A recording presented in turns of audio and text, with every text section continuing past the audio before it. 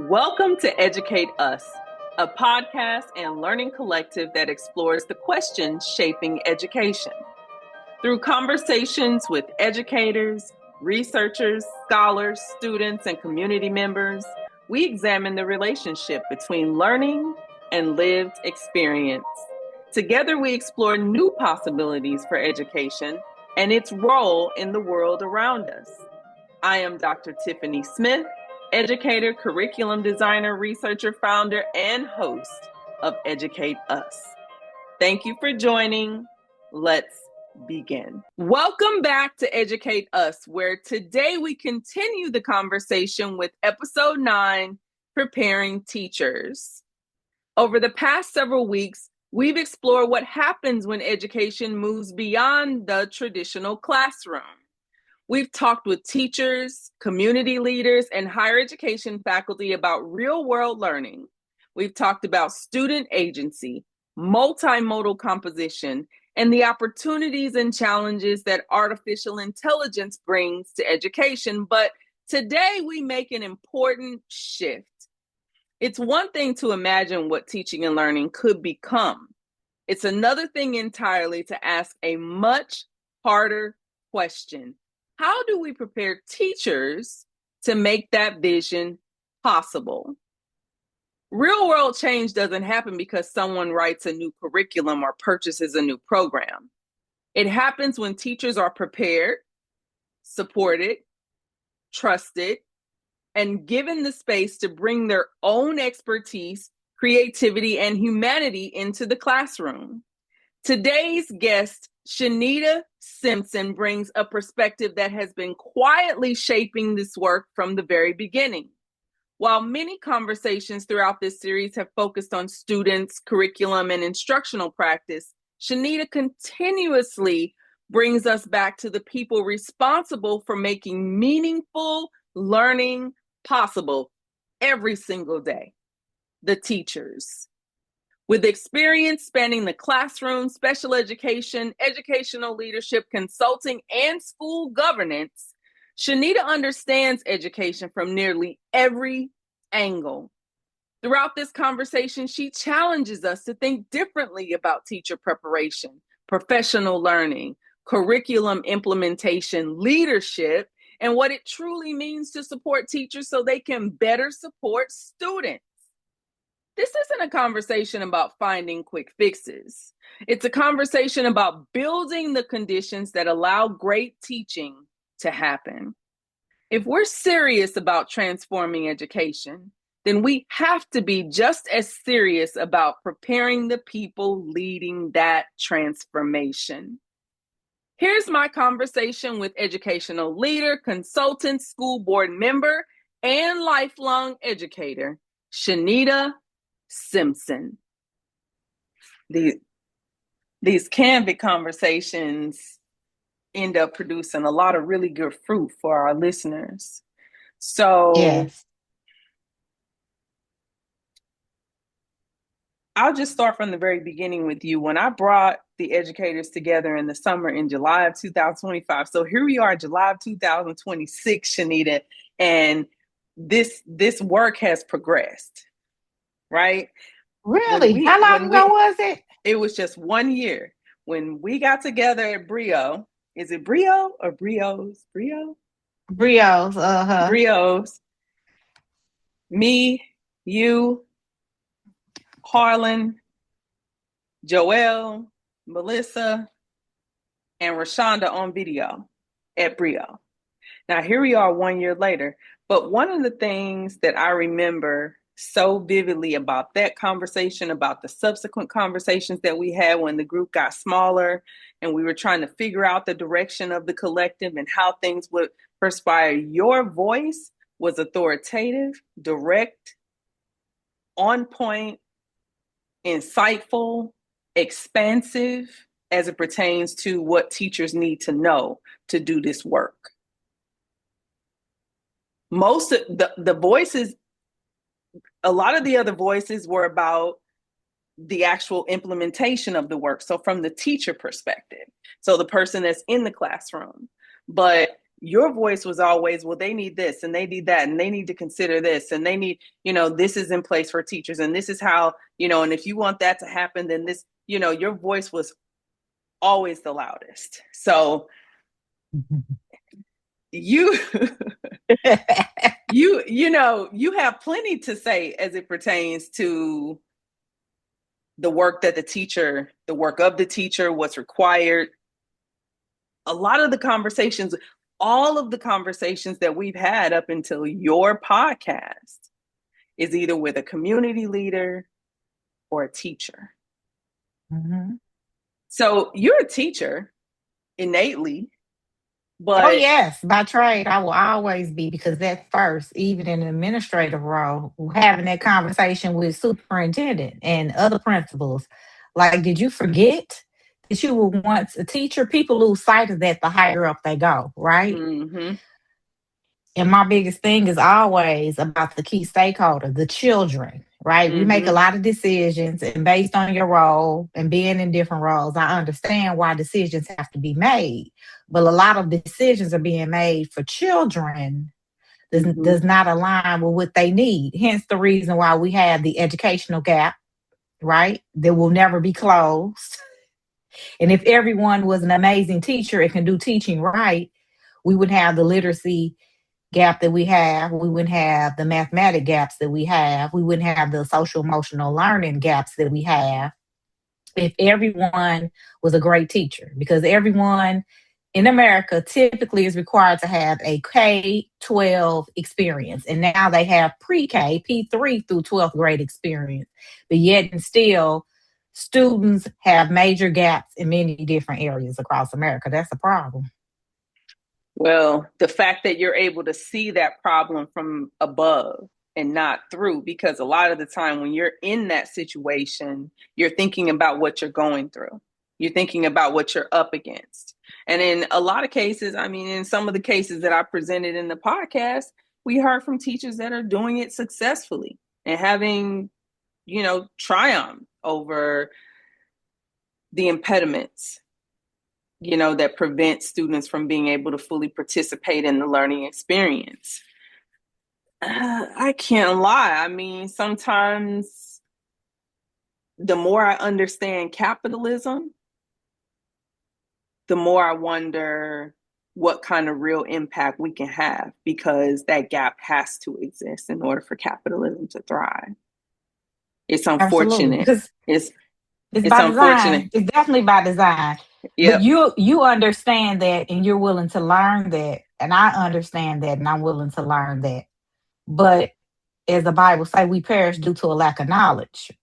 And when you come, I feel differently and more passionate about this profession because God chose this for me. I didn't choose education. He truly chose this profession for me. I didn't say I wanted to be a teacher, right? At all. It came to me. It was presented to me. I never said until further down the line, I want to be an administrator. It came to me. God truly chose this. I never said I want to be on a school board. It was presented to me. So that's why I take it to heart, and my passion stands out a lot more in a room than most people. Not saying that God didn't choose that path, because we are all where we're supposed to be because of his divine intervention, right? But also, though, I also want his will for my life to align with my heart desires. Absolutely. And because of that, I don't take it lightly. And I knew early on when he chose, and I was able to recognize early on that he chose this path for me. So I don't take it lightly. And I knew I had an assignment. I know I still have an assignment. So therefore, I have to take this seriously. I have to be a good steward over education, regardless of what role I'm in, space, place, and time. And it continuously shows up. It does. And every single light that we can turn on is so extremely fulfilling. One of the things that I love about this work is that this work brings people to their self. And that's something that I think will really help to shift a lot of what we're trying to do, because education was created for indoctrination. But this perspective enables them to participate in what's required while getting to know who they are and making determinations about what's going to be best for their own lives. That may not be higher education next step, but it's an awareness that brings goodness into the world, because it's not something that's happening based on manipulation or force or anything like that. It's something that's happening by their own intention.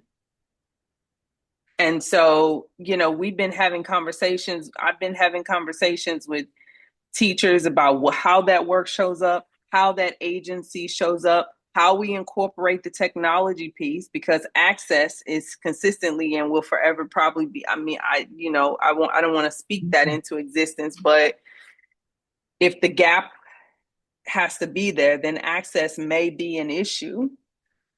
But how do we create these opportunities for them to go into the real world and have real world experiences and understand that what they're learning in the classroom, it manifests in the real world in these ways, give them a deeper, more enriched perspective when the teacher still has to adhere to the curriculum that has been designed by the K-12 system. And so that's the framing for a lot of the questions that I have for you today. It's around, it may sound good. Sounds good, right? Real world, right. Experiential, digital learning, woo, woo, woo, woo, woo, woo. Until there's an administrative mandate at an institutional level that impacts their ability to implement something like this. I mean, we talked about pushing into, at the very beginning of this, we talked about pushing into schools, having conversations with people and approaching them with this, let me ask you, how does the shift happen when you move into an institution that may not have the funding, or teachers don't have time for the professional development? Like, let's start there and then look at the pie in the sky, because I think by this point in the series, people have heard from some very dynamic people. They've heard some amazing voices. They're turned on by it. It sounds good. It feels good. It, the crossover between community and,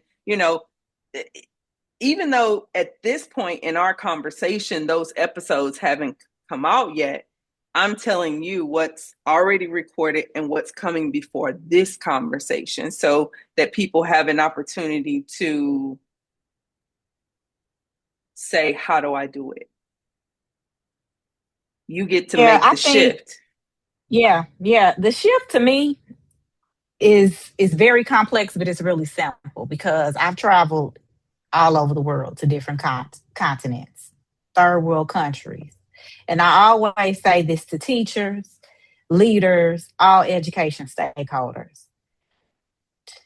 If you look at the data from students from across the world, from third world countries that don't have near the resources that we've ever had in America. I'm saying from back in the 40s, 50s, and 60s. You have students still today being educated in mud and dirt schoolhouses, sitting on milk crates. Those students, when they have the opportunity, if and when they have the opportunity to come to America and be educated in our education system, somehow, some way, those students still surpass our students by far, no matter what gaps they start off with, if they don't have any cognitive or developmental disabilities. That's heavy, right? And there's been studies on that, but we don't have those conversations. Those students, and I'm saying in 2026, right? I was just in Jamaican classrooms less than 4 months ago. They're still teaching children on chalkboards. The floors are Mm-hmm. concrete. Those students are sitting in desks that look like desks back during Brown versus Board of Education. But yet Mm-hmm. and still, those children, even though they speak their first language, which is patois, but their language is English, those students are still able to read, write, and speak proper English. But our children that have in Mm-hmm. America that have Mm-hmm. been educated in our K-12 education system have gaps and they still struggle with it. Let me ask you this. Despite the material circumstances that those students had in Jamaica, do they still have a sense of pride about who Absolutely. they are? Yeah. Yeah. That is That's the difference. that's the differentiating factor right there, is because that sense of pride is internal. You can take that Mm-hmm. anywhere you go. When I got down to South Carolina in 2025, and I'm telling them I'm from St. Louis and I'm walking across the campus with my 314 sweatshirt on, like, say what you will about the root. But if you have that sense of pride that you're taking with you into the world, then it doesn't matter the circumstance. Look at That's right. your daughters. Look at your daughters. I don't want to Yeah. shift the conversation, Right. but if We want to anybody stay wants focused. to do some Yeah. background into Shinita, you Yeah. need to change your last name, by the way. She's been blessed with a wonderful It's husband. Simpson. Yeah, it's changed. Okay. Go ahead. Look at it. That sense of pride, it's not a disconnect. They're carrying it through. Oh yeah, they don't have a choice but to. That's the difference. It's been instilled in them. Yes. And so that's why the agency piece of the curriculum is so important, because when students begin to embody the work that they do, when they develop a sense of pride in the work, when they see the meaning associated with work, when they give the work the meaning and have the ability to do so, then you get a different outcome. You get But you know what, internal Tiffany? wanting to be in. True. But again, like you said, that's innate. That's taught somewhere, either in the home or by some adult that has instilled that in them. Because I'm going to say this: you had agency, I had agency. We're talking about children, but I had more poor teachers than great teachers. But look at where we are now and how great we are. What do you say about that? But let's get back to the original state question, because I do want to answer. Can you state that again? So I really want to know, if we start just the most desperate place on the spectrum, and we want them to bring this sense of rhetorical agency to their work, but they're bound by whatever curriculum they're assigned, whatever time frame they get for planning, whatever pre-planning time, whatever, how many classes they're teaching, how many students they have, how much time they have for grading. Like, these curriculums, they sound, I understand, because my career is both in instructional design and faculty. So I know what it takes to write a curriculum, to implement all the things that we have listed there. And in the amount of time, 50-minute classes in most particular cases, how many times are they seeing them?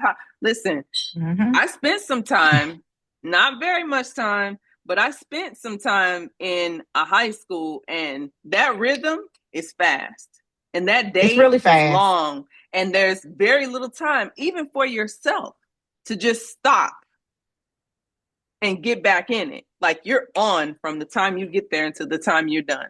So we're asking them to bring another element to what they do. How do we help them make that shift when they have to operate question within those boundaries? Those systems.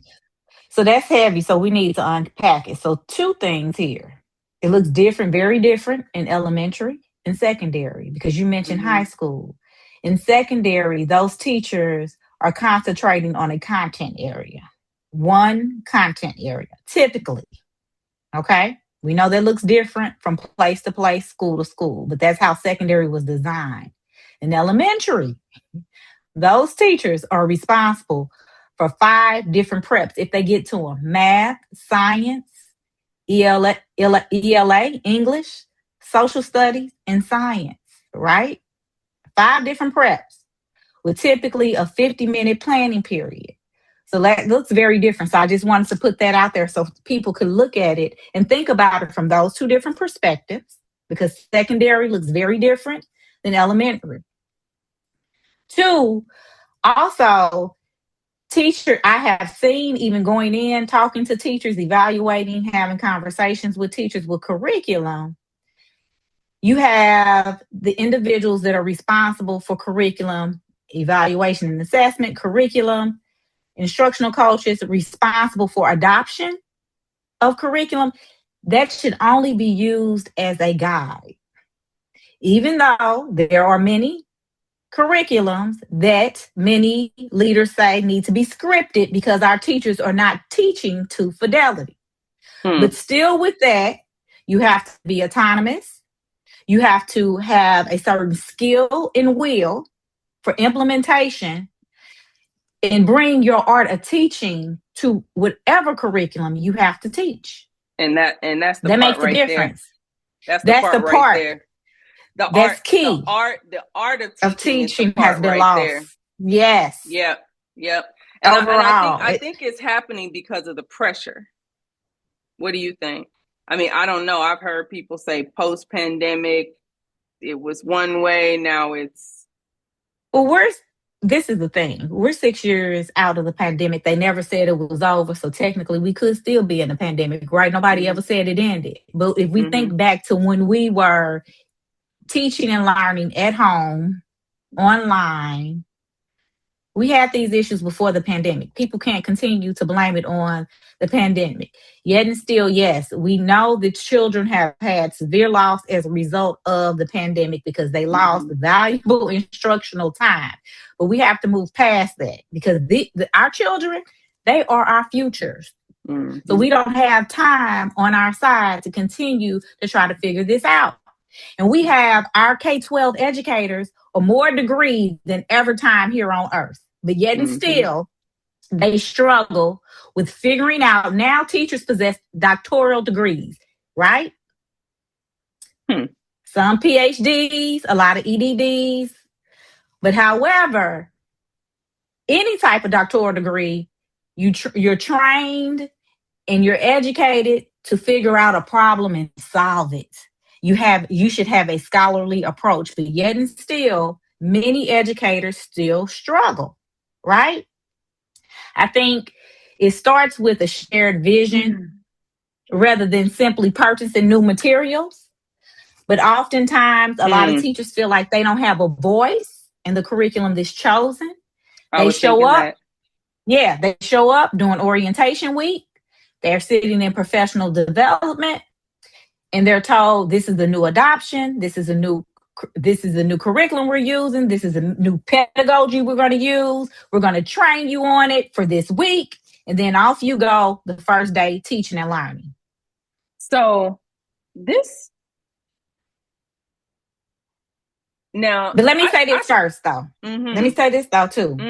But also, though, with that, the teachers need to understand the why behind the change, right? And they also need to identify how their curriculum aligns with students' needs, the academic standards, and how it aligns with the school's mission and vision. The what is the why behind their curriculum.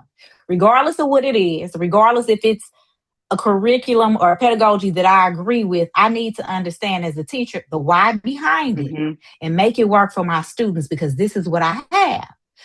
But that's where the art of teaching comes in. Because you have to have relationship with your students. You have to meet your students where they are. You have 25 individual or more, oftentimes lives in your hands.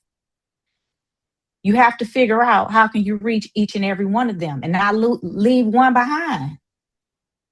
But many are often being left behind. So I'm hearing a couple of different things. This doesn't look like a matter of just approaching an institution with a new curriculum. This looks like a matter of initiating conversations with those in positions of authority about how the curriculum needs to be rolled out so that it's not a handoff, but it's a situation where they are prepped, potentially piloted. So this is really sparking a new idea, because if the conversation starts at the administrative level, and as a team, we have the ability to go in and begin having conversations with a piloted group of English language arts teachers about not how to implement a new curriculum, but in our minds, how to understand what they're doing so we can modify what they're doing to achieve the goals of the curriculum. So it's not a matter of take this carrot and learn it. It's a matter of how do we make rhetorical agency a part of what they do? Because we already know they're focused on some type of technology, even if it's primarily and solely the writing technology, even if that's that's the furthest they can go, because maybe the institution doesn't have computers for everybody, or students can't take computers home, or assignments can't be on the computer, whatever it is that's preventing the digital piece. Teachers don't have the digital literacy component. They don't understand how to connect technology with whatever that is, even if it's just writing. That modality alone is also dual. The agency piece has to come to that, because what happens when the agency piece comes, then that self-awareness comes, and that intention comes, and that growth comes, and that surpasses their technology training to encompass every single solitary thing that they do in life. And they're operating from a completely different space. So this is so good. See, I told you. Yeah. And what you're saying, what really needs to happen is with leadership and teachers, the curriculum, any curriculum adoption, whether it's new, old, or you're just coming into a new institution, it needs to become sustainable rather than another initiative. Absolutely. And a lot of teachers think, oh, this is another initiative, but that's where your professional learning communities come in, because in order for it to be successful, you have to have ongoing professional learning that the teachers immerse themselves in, that they enjoy attending, they want to learn. They need leadership support. Leadership support means I need to give you space and I need to allow you time to actually prepare. Because a lot of teachers, Tiffany, spend their plan period in meetings or subbing for another teacher because of the teacher shortage. So that's why I said that this conversation and this particular question, it's a lot of layers to this. It needs to be unpacked. Then it also needs to have teacher voice throughout the implementation process, not just we're adopting this, do it, and continuous monitoring using student data. Like, how do we use this to improve student data? All schools have benchmark assessments, and then we have the MAP and the EOCs, depending on what state you're in, standardized testing overall throughout district-wide and statewide, right?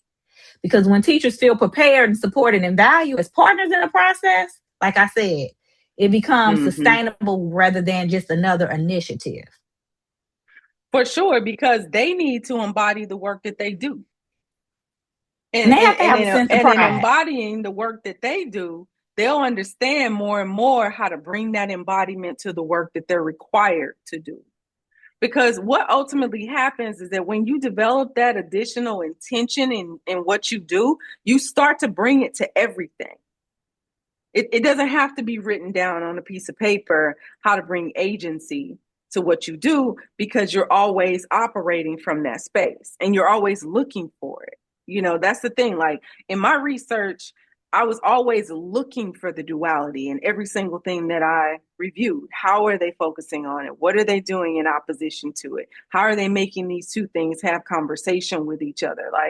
So once you have that mind's eye, you see it. I mean, we just jumped right into the conversation full. I mean, that just lets you know how passionate we are about this work. I think we just spent like 15 minutes, just diving deep before even introducing you to our audience. I want to give you an opportunity to tell us, who you are, what you do, what you've done, and so we know, who is Shinita Simpson? Tell us. Yeah, so when we talk about this part, I get teary-eyed, like I said, because God chose this profession, and I'm thankful for all the degrees I've had and the positions I've had. But my brand is Shinita. People know me as Shinita Houston, Shinita Jones, Shinita Simpson. But at the end of the day, I am You'll Shinita forever be through and Shinita through. Houston. And people always say, thank you for being who you say you are, right? And that's being true and authentic.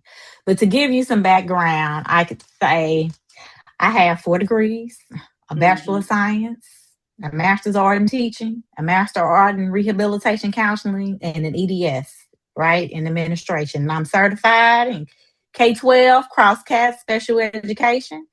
I have an education principal cert, elementary and secondary. That's expired because I've never used principal. And then I have SPED admin, K-12 special education admin, which is lifetime. I was a special education administrator, but through that work, collaborated, consulted, led, and guided teachers, assistant soups, and superintendents throughout that work for a very long time. And I have been blessed, and I have a different lens than many, many people, and I have been truly blessed because I have taught every grade, pre-K through adult learners. How many educators can say that at my age? Pre-K. I cannot say and that. Most people is like, how is that possible? Because I started off, God chose this career because my uncle, when I was getting my master's in rehabilitation counseling, he worked at Bishop Healy Catholic School. And he said, Shanita, our 2nd grade class is overcrowded and we need another teacher. And I think you'll be great. Come and volunteer for a couple of weeks or a month. And then, the priest will see how great you are. We'll see how great you are. He said, you just have a natural talent, right? And I went and I volunteered, but that was the teacher, that was the teams, the principal, the teachers, the team's idea.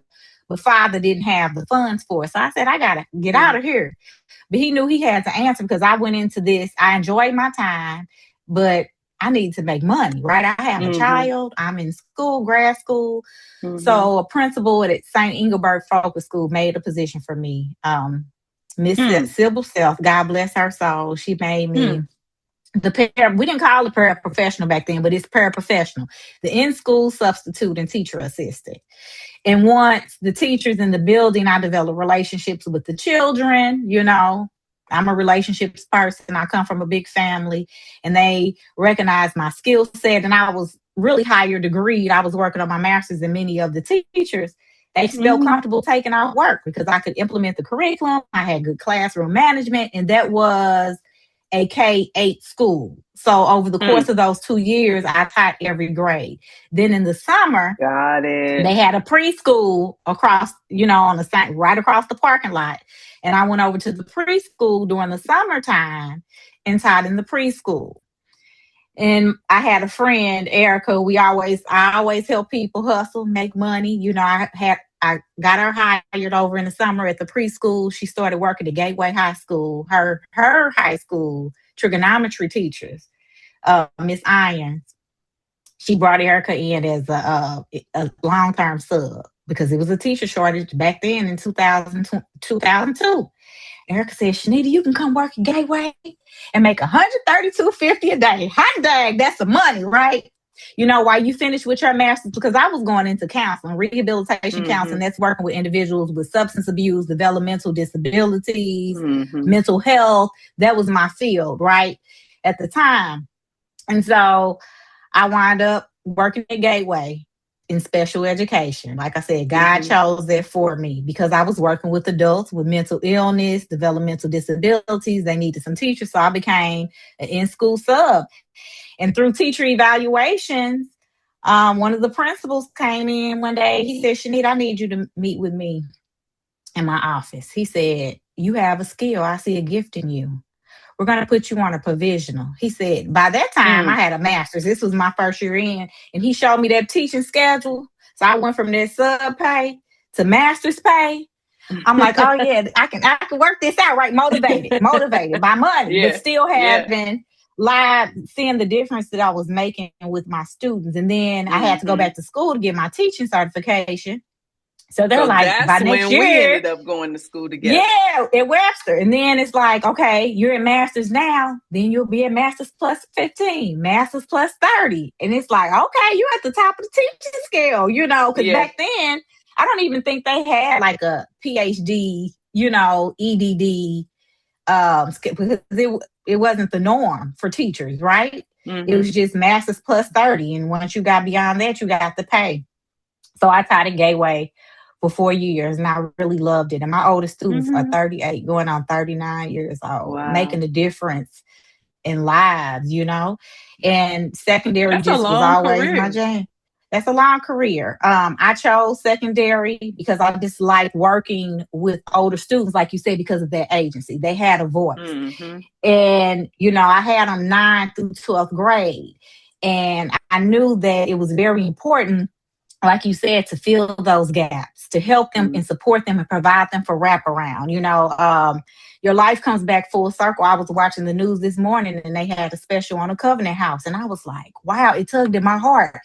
I was like, I seen so many students that were in need and unhoused or having problems at home that wanted to change their environment to the Covenant House as a way out of being abused or being in a toxic home, because they wanted something different from themselves. Just as a teacher, instilling that in them and giving them a sense of pride and exposing them through books and conversations. And it was just life-changing, And then I went on to St. Louis County and special school district, taught in Ferguson, Florissant, and across the entire county, because I was a homebound teacher working with students that the population. I've also worked in alternative education, right? Because a lot of my students didn't do well in their neighborhood schools for many different reasons. They were brilliant, they were smart, but they didn't do well with, like you said, indoctrination, right? They didn't do well. They didn't all have problem solving skills. They needed that smaller setting. So when my students got suspended long term, a lot of them didn't even make it in alternative education because of the same. They just didn't do well with rules, but one-on-one, they were phenomenal. Myself and a couple of my other colleagues, we taught students in Burger King, at the library, at the coffee house. We taught them, and they would come rain, sleet, or snow, even when we were shut down. I've even taught in St. Louis County Justice Center. I used to get locked up, and I would not suggest that to anybody, but God's covering was over me. I got locked up with my students, right? The correctional officers used to be petrified when I came. They're like, you're so young, and Shinita, you're working with these men that can overpower you. You're locked in. You can only get out if mass control let you out. Please, we know you're good at it. We see the light that you're shedding. We see the difference. Even the inmates act different with you, because I work there in my other capacity as a counselor. And then they do with us, because you respect them and they respect you and they want to change, And then I went on and went into administration, went back to St. Louis Public Schools as a special education coordinator, and then back to St. Louis County and Special School District as a coordinator. Then I retired in June of 2025 as a director. And I still work in education as a consultant. And I sit on a school board for the Leadership School, the first charter school in St. Louis County. And that is the highest level of leadership in education for free. Imagine that, right? That's the greatest servitude that you could ever have, being on a school board, and that governance piece and ensuring all things are in place for students. So everything has come full circle, not because of the path that Shinita said she wanted to write out and plan for herself, because I follow, when God spoke, I listened. And I just organically moved in that path. So that's why I'm so passionate about helping families, helping students. And also the blessings that my Nalini and Demaya have are because of the love and the passion that I put into the thousands of students of lives that I have impacted over the past 26 years. And I've held everybody accountable. You know, I have been the one to push back to say, hey, this is not all right. This is not okay. I'll tell my colleagues, everyone here is everyone gets a check. So that's why we have to empower educators and not enable them, right? Hold them responsible for the space that they hold, for the position that they hold, because all educators are benefiting off the backs of children. But how many can say 100% of the children they serve are benefiting off of their role in education? Is that important? Because it's humanity. That's a different perspective. It's a different centering. Yeah. Yes, it's different. And it's that serious for me. I've been so focused on centering the student. That's always been the emphasis for me throughout my entire career. Everything I do, when I develop a curriculum, when I implement a curriculum in a classroom, who am I thinking about? I'm thinking about the student. Now, when I'm working with a faculty member, I'm operating from the teacher lens, but I'm still thinking about the student. I'm literally training them to think about the student.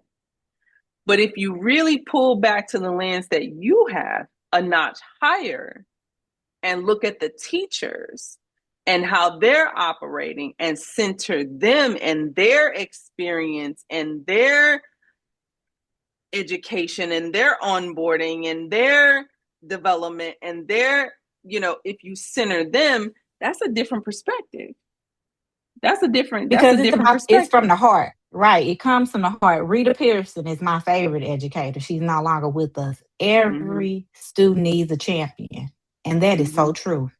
Every child needs an adult in that schoolhouse that they can trust, that they know has their back, and that holds them accountable for their actions. That's very important.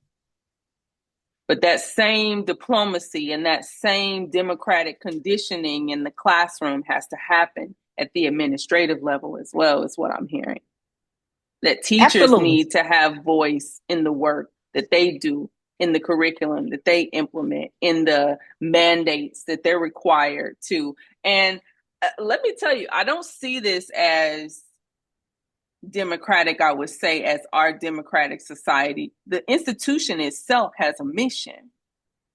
So I want to push back a little bit and also say, just a little bit, and also say that teachers have a responsibility to align themselves with the mission of the institution they represent and understand the importance and the impact of the work that they do beyond the paycheck that they get.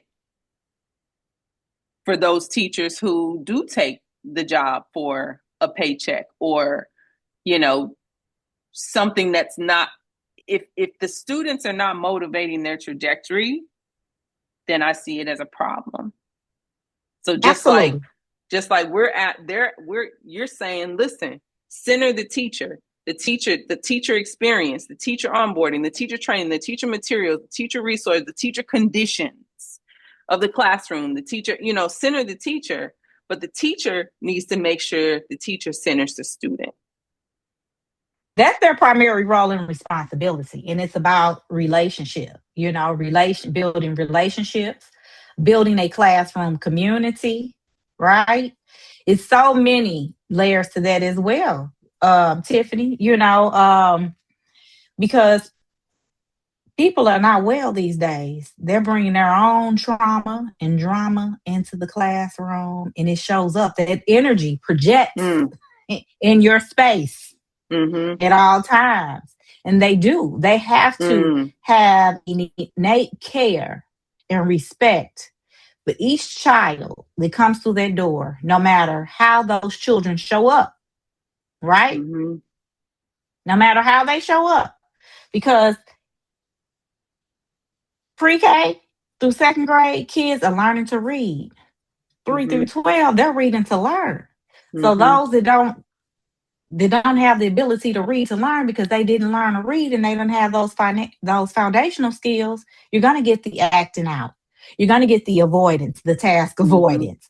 So then with that, then that's when the social emotional comes in addition to the academic piece and implementing the curriculum. And like you say, the art of teaching encompasses all of that. And that's a skill and a will that the teachers have to possess. It's almost something that, so many ideas are coming to my mind. It's almost something that I wish the K through 12 level, the scholarship of teaching and learning, I know how that exists in higher ed. I don't know how that exactly shows up in K through 12, but I wish there was more of that. I'm also thinking about the overall infrastructure of the institution in terms of how days are planned. So instead of throwing a teacher into a first period classroom or even throwing students into a first period classroom, the day needs to start with mental health. And so maybe students start their day with a meditation, or they start, teachers start their day with some independent, so they can gradually get into their day. And maybe they don't jump right into the classroom session until what we would call the second period. That's when they actually meet for the focused instruction. And then it does help.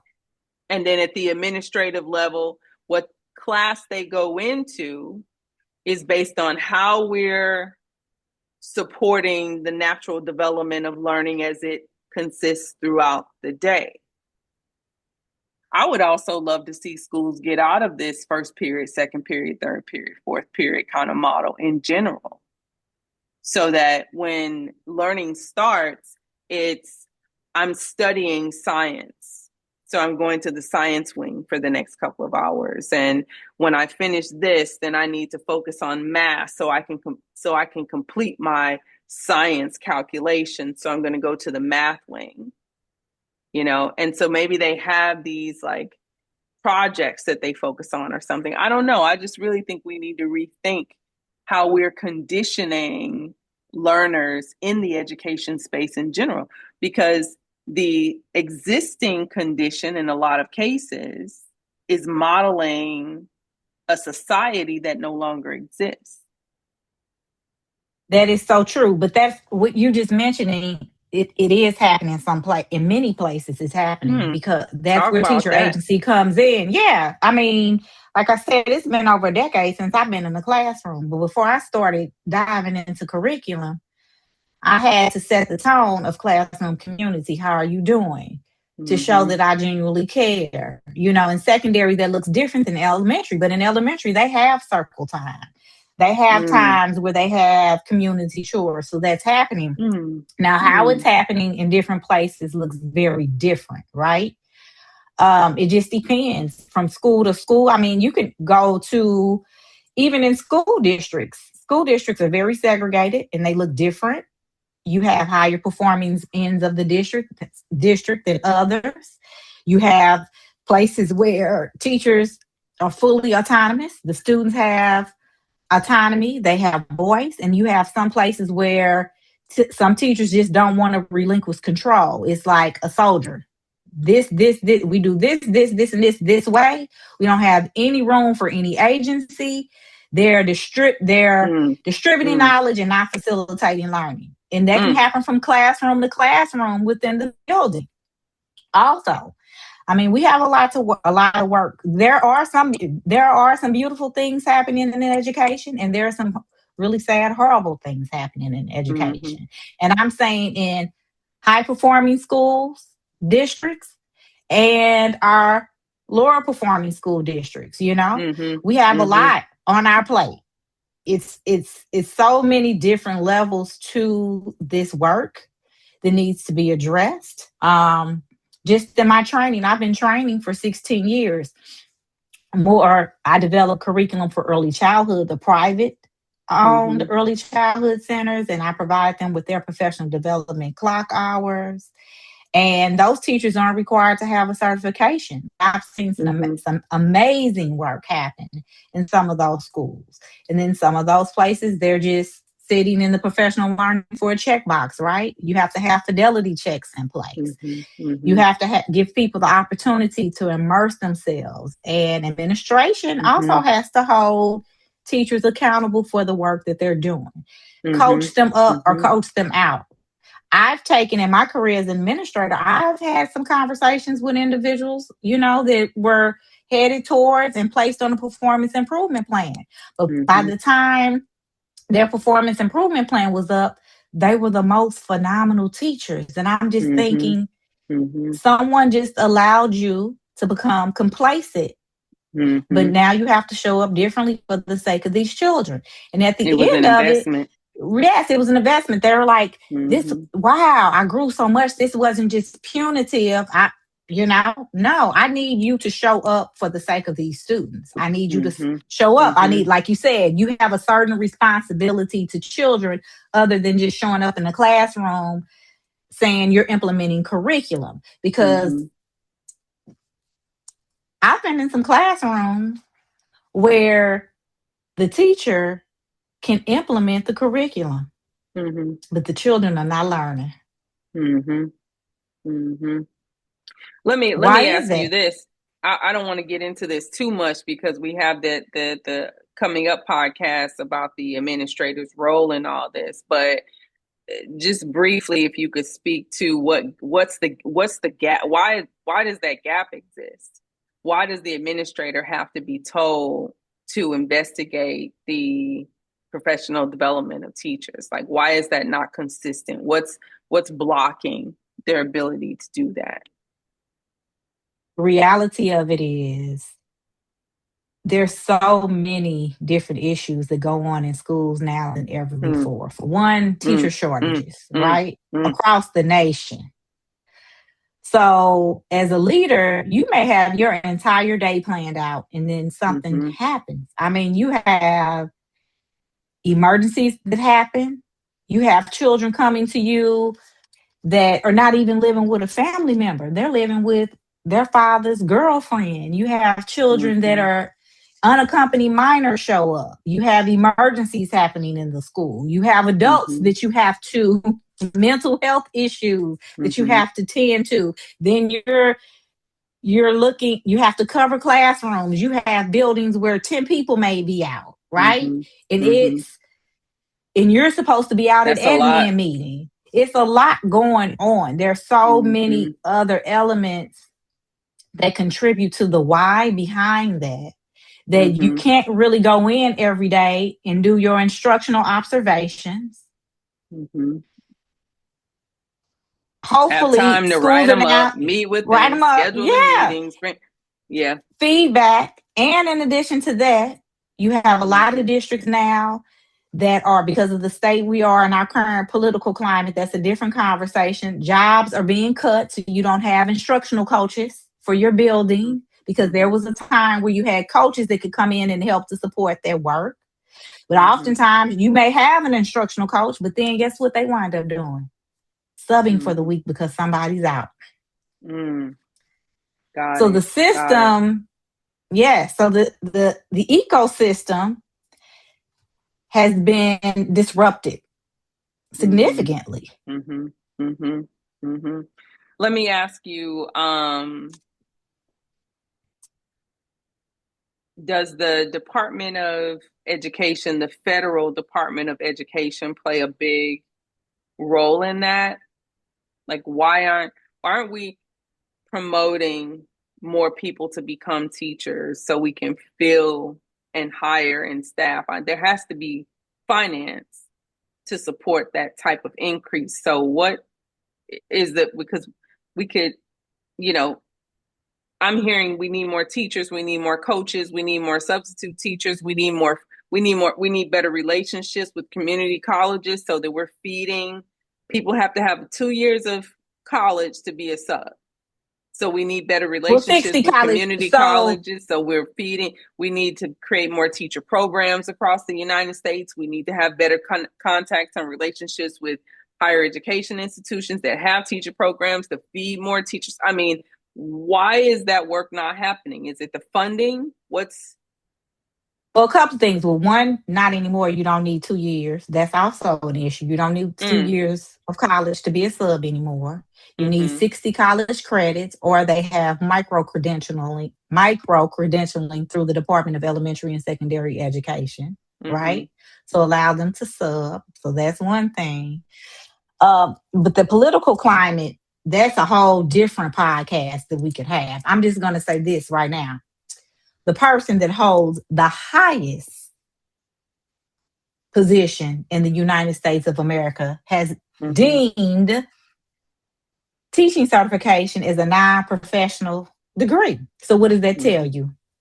I'm just going to sit that there and let that manifest. Teaching certification is a non-professional degree. He stated that. That's on the list of one of the non-professional degrees with the Department of Education. Like nursing? Yeah, also? Like nursing. So I'm just saying that's coming from the president of the United States. Role that will help to elevate the circumstance of people who are not as fortunate. But unfortunately, that also includes the people who are fortunate. Here's the thing that I think a lot of people miss about that is a professional in most instances can't become a professional without the foundation. Absolutely. We know that. So if the foundation is not being supported, then the entire infrastructure. When I talk to my students, I talk to them and tell them that they are the leaders of the free world. I tell them, you are the people that are in the position to make decisions about how our world operates. My class is not an opportunity for you to check a box. My class is to open your awareness about who you are and what that means in terms of where you're situated within the real world. So funding is definitely an issue, is what I'm hearing. It's an issue. And you also said something else that's key too, Tiffany. You are cultivating a classroom where you're encouraging and holding space for your students to be critical thinkers. How many teachers did you have felt comfortable with you questioning anything they ever said? Well, here's the thing. Like a lot of people, I heard you say that earlier about a lot of your educational experiences and the types of teachers you had. Not that you didn't have any good teachers, because I'm sure you did, but the majority of my educational experiences have been positive. I've had teachers in some way at every stage and phase of my life. I've had a teacher impact my life. School was my refuge, my place of refuge. It was where I went to remind myself of my own power. So my relationships were very different, even in situations where there was extreme racism that many of my counterparts were experiencing. I didn't have a lot of those experiences. When I got to the University of Kansas, I was a single mother living 250 plus miles away from home, no family. I was fully responsible for my child.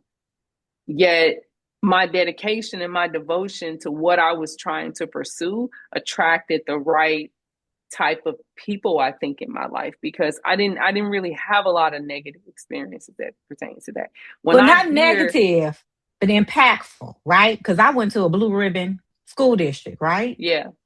Supposedly the cream of the crop.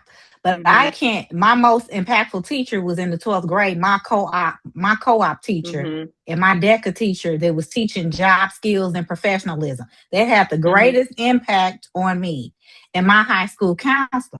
All the rest of my teachers, they were just teaching curriculum. I couldn't even tell you their names, but because of what was instilled in the home, you go to school, you do well, you do the work, you're compliantly learning, right? I did not have I was always Shinita. And for being Shinita, I was reprimanded for that because I did question. I did push back. I would always get in trouble for talking too much in the classroom. But again, because you're not supposed to be a critical thinker, you're supposed to do as I say, not question, not engage. I mean, just even having a conversation with a peer trying to work through and problem solve, like, there's another way to do this. But she didn't teach us how to do it. Like, we were bright enough to know that, right? But questioning, how come when you say show your work, if we don't show it this way, but we've come to the answer, you're taking points off. You will be reprimanded for that. So when I say that, let me be clear, not negative, because negative impact is totally different. But I'm just saying, teachers that are great allow students to question. They allow them to think through the process. They allow them to understand and dissect. Even there were times as a teacher when I was teaching U.S. history or world history, just having conversations, I wanted students to push back because that creates classroom agency. But that, again, our system is not set up for individuals to be critical thinkers because, like you said, they want our K-12 education system in America was created during the Industrial Revolution. Slowly but surely, we're pushing away from that model. But we still have a long way to go. But we have to get our teachers were trained in that model as well. And they were educated because most research shows most teachers tend to teach the way that they learn. But we know not all learners, the majority of your learners do not learn the way that you do because we're all different. And that's where the multiple intelligences come in, the multimodalities come in. All of that. And again, that's the art of teaching, the skill and will, being able. But how many teachers have had the opportunity, even in their post-secondary education training, to immerse themselves in that type of teaching experience? The institution, Webster, where we attended, even though we had many experiences, but that was allowed. We had conversations about that. Even when we had professors that did not agree, we still had the right because we knew we were paying our money to have those conversations because we're adult learners. But our little learners and our pre-adolescent and our adolescent learners, unless that's innately who they are and their character, they're reprimanded. They don't know how to have those conversations. They have not been taught. They have not been in an environment that have cultivated critical thinking and learning in the classroom. Let me ask you this, Shinita, just so we can kind of drive this home. You've dropped a lot of really good gems on us, things for us to think about that a lot of schools are managing. And it's definitely put some things on my mind in terms of, because, I'm an idealist. I'm a creative. I'm thinking about, how do I come in, make a difference, make a change? I've got some good stuff. I want people to feel good about it. But when it comes down to implementing and really executing this within a school district, these are the things that I definitely think we need to think about. And here's the thing. I could market this curriculum to a district that has a stronger infrastructure, right? And I definitely wouldn't discriminate against anyone that wants to learn how to bring more agency and balance agency and modality use in their curriculum. But the students that need, if we go all the way back to what we started with, the students in Jamaica that were operating on dirt floors, the students that need to understand the importance of agency are the ones that lack it. The ones that don't understand it, the ones that have no concept of who they are beyond their circumstance. I will tell you, when I was at Morris, I dealt with a lot of students who came from low income and impoverished areas, and bringing that rhetorical agency to the work, that ownership to the work, into the classroom, into the learning experience, it had a major positive impact on them. So the advantage is there, but how do we do it, Shinita? How do we do it? Because you can't just show up with an email and an email box saying, I got a wonderful curriculum. Like, it can't operate that way. And it's not even a matter of, I know Shinita, and she put me in touch with so-and-so. No, that conversation is not the beginning of this work. Where does this work actually, where is what needs to be infiltrated and changed so that work like this can exist? Conversations like this, Tiffany, to be honest, professional learning communities, because it's really no right answer, right? Because you, like I said, you can go from buildings. I have been in districts. You can go to one building and everyone has agency. The students are having agency. The students have agency. The students are asking questions. They're asking and questioning the adults is welcomed. Right? And then you can go 2 blocks down to another building where the teachers want their students to sit in their role. They don't want any partner work. They want students compliantly learning, meaning no conversation. I hand out this worksheet, or I give you your digital tools. You do your independent work. We're walking around the classroom in centers. It's considered pure chaos. But then actually, that's the most innovative classroom, right? Hands-on. You have classrooms where kids are digging in dirt outside and having a scientific experience, and they're bringing worms in, and just so many different things. I've seen so many different models, and the most beautiful education is when students are able to immerse themselves in the curriculum, their work, and the why behind it.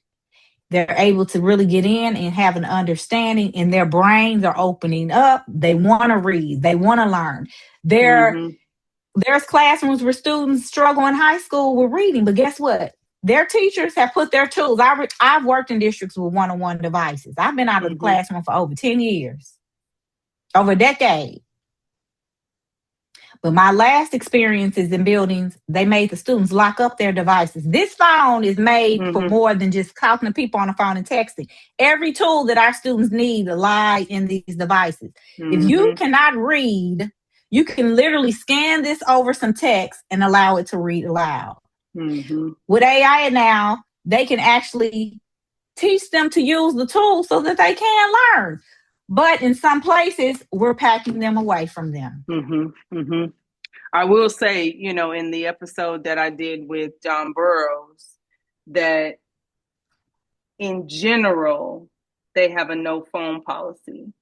They use the old traditional writing, paper, pencil kind of environment. The teachers have presentation boards and they do a lot of hands-on, but they're not allowed to be on their phones. There are some teachers that can build phones into their curriculum. And so I think with the phones and with technology and with AI, there just needs to be a balance between teach them why are we using this tool, and they need to be more reliant on what they're thinking about and the experience that they're having than what the tool is doing or how they need to learn the tool. The tool needs to not be centered to the learning, but I agree with you. It is a necessary because it's a part of real world learning. In the real world, an adult is not being monitored. So they need to understand and have agency over their use of the tool so that they can use it in a more constructive way, not have it completely stripped from their learning experience. I agree with that. And teach them ethical use behind it as well. Yes. Because that's the way of the 21st century, Absolutely. Now, as we get ready to close, this was so good. I'm just laughing because we get so serious about this, we just get into it and we just, start talking about these things and, and I think why we care about the world and we care about people. We do. And we care about humanity. So that takes you away from any script you may have, because things organically are going to happen. And in our society, that's really hard for people to have, right? Yeah. It is, because people feel like they have to assimilate, or I have to have this textbook answer for things. You know, again, you have been blessed through your experiences, whether home or school, to cultivate a sense of Tiffany, know who Tiffany is, and be a critical thinker. The same with me. Even when I was getting in trouble for being Shinita, speaking up, speaking out, questioning, pushing back. Still did it. But we were blessed to be able to hold that space, right?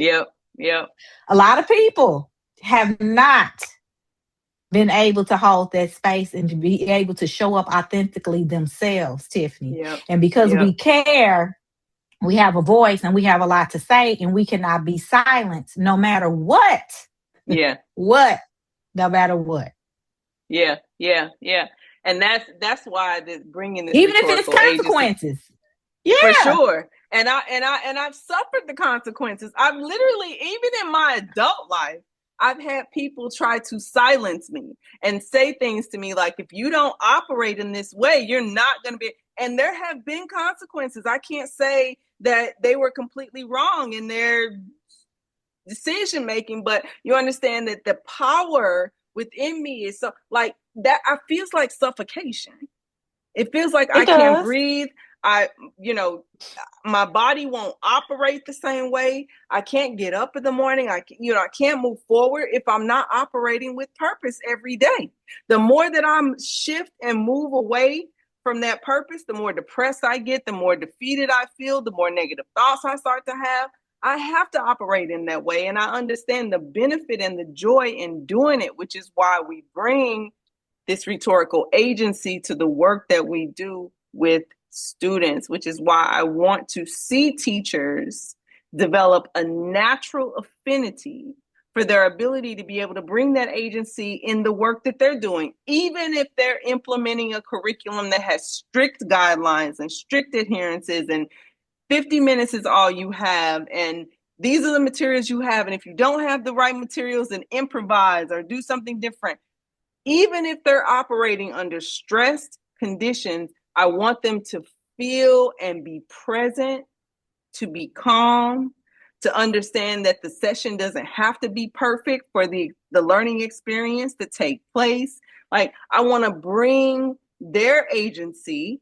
That's what you've taught me today. The teachers need to bring their agency, their presence, their calmness to the space so that the students can follow suit with that. That's for real. And that's true. Let me tell you something. As the university supervisor for post-secondary for my students at SLU, I went into many buildings this past academic school year, in addition to my consulting work. When I go into those buildings, you don't think I'm praying? You don't always have to truly be the forward-facing person with those students to bring change. Just your energy and the power of your thoughts and your presence in a space will send the right people, the right leaders, the right teachers, change the mindset of students. I'm a living testimony of that.